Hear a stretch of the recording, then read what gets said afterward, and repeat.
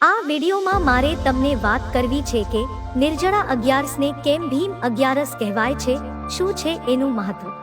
જ્યેષ્ઠ શુક્લ પક્ષની એકાદશી જેને નિર્જળા એકાદશી નામથી પણ ઓળખાય છે। વેદવ્યાસજીએ પાંડવોને એકાદશી વ્રતનું મહત્વ બતાવ્યું એ સમયે ભીમે કહ્યું કે વર્ષની તમામ એકાદશીએ હું ઉપવાસ નહીં કરી શકું। મારા પેટમાં બ્રુક નામનો અગ્નિ છે, તેથી હું ભૂખ્યો રહી શકીશ નહીં। ત્યારે વેદવ્યાસજીએ એને જ્યેષ્ઠ શુક્લ એકાદશીએ નિર્જળા વ્રત કરવા જણાવ્યું। તો ભીમે ભૂખ્યા ના રહી શકે છતાં જ્યેષ્ઠ શુક્લ એકાદશીએ નિર્જળા ઉપવાસ કર્યો, તેથી આ એકાદશીને ભીમ અગિયારસ તરીકે ઓળખાય છે। આપણે ત્યાં આ તહેવારમાં સાથે કેરી ખાવાનું એક અનોખું મહત્વ છે।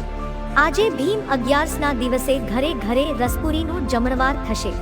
કાલે બજારોમાં કેરીની ખરીદી પણ વધુ પ્રમાણમાં થશે, પરિણામે ભાવો પણ થોડા ઊંચા રહેશે।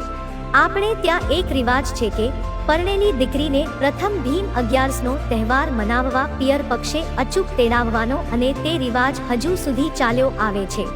પૂર્વે 5 પાંડવમાંથી એક ભીમસેને આ એકાદશીનું વ્રત કરેલું।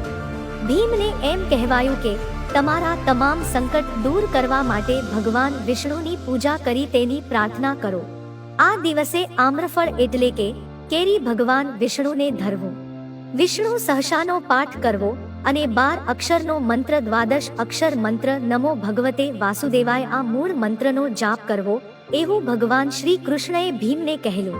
ત્યારબાદ ભીમ નદીમાં સ્નાન કરવા ગયા અને સ્નાન કરતા ભગવાન વિષ્ણુની આરાધના કરવામાં એવા તો તલ્લીન બન્યા કે આહાર કરવાનું પણ ભૂલી ગયા અને પાણી પણ ન પીવાથી આ એકાદશીને નિર્જળા એકાદશી એટલે કે ભીમ અગિયારસ કહેવામાં આવે છે।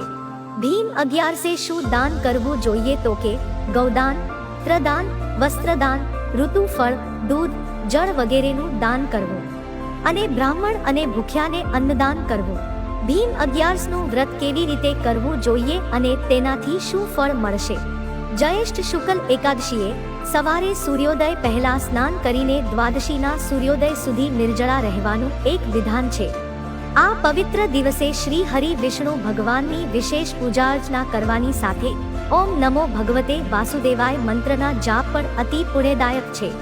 દ્વાદશીના સૂર્યોદય પહેલા ઉઠી સ્નાન આદિ પરવારી ભૂખ્યાને તથા બ્રાહ્મણને ભોજન કરાવ્યા બાદ પોતે ભોજન કરવું।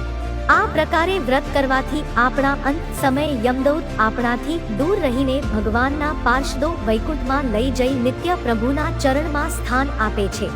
તો આ છે નિર્જળા અગિયારસ એટલે કે ભીમ અગિયારસનું મહત્વ।